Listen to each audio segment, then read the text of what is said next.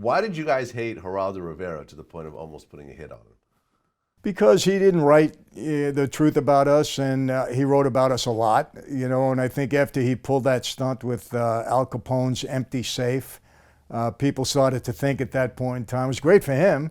I mean, I think he had 50 million viewers at that time to open an empty safe, but it got his name out there.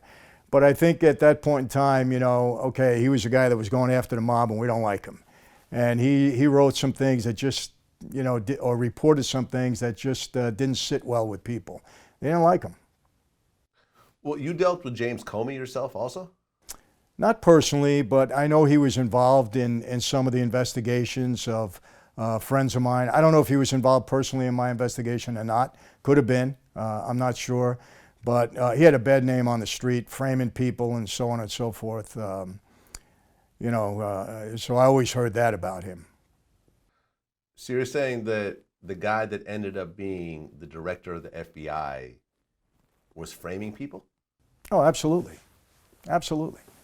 Comey is, listen, when it came to us, guys would cross the line all the time. I mean, look, I'll tell you this, and Vlad, I'll take this to my grave, okay? I went to jail for a crime I was guilty of, no doubt about it. I mean, I was in the gas business. I created that scheme.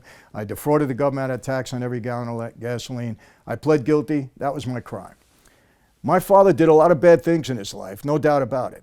Okay, but that particular crime that he did all that time for, my dad was framed. He was no bank robber. He was innocent of that crime. I'll take that to my grave. How do I know that? I investigated that case for over 15 years.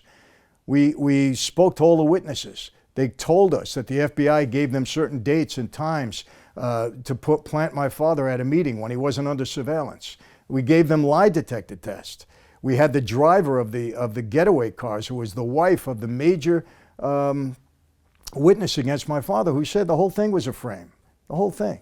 Gave her lie detector test, took to the Supreme Court. Newsday wrote about it because they gave her the lie detector test. We could never get the conviction overturned. So does the FBI, go after people? Some of them, not all of them. Look, I know a lot of good agents too now. In my current life, I've met up with a lot of good people. But there are ones there, when it comes to the mob, they'll go outside the law, to try to get somebody, and they'll justify it. Well, maybe he got away with 100 things, so we'll get him on this. Doesn't matter. And Comey was one of those guys. And Comey was one of the guys that was doing that? Absolutely. Okay. Well, at one point, we talked about this in our last interview, you got into the gas business and money started rolling in at a crazy rate. Yes. And you moved down to Miami at some point? Well, I had a house in Palm Beach, West Palm Beach, yes. Okay. And you actually got so popular in Miami that you were given a key to the city. Well, that's for a movie that I was producing down there, and I was putting a lot of at-risk kids to work in the film. And as a qualification for them working in the film, they had to go to school, they had to do their attendance right, I had to hear back from their teachers, so I put a lot of stipulations on them being involved with the film. So as a result, these kids were going back to school, they were doing the right thing, we were getting praise from the Department of Education, from the teachers, it was great. So the mayor, he actually gave me a key to the city for putting people to work and putting the kids back in school and so on and so forth. And we were sincerely doing that.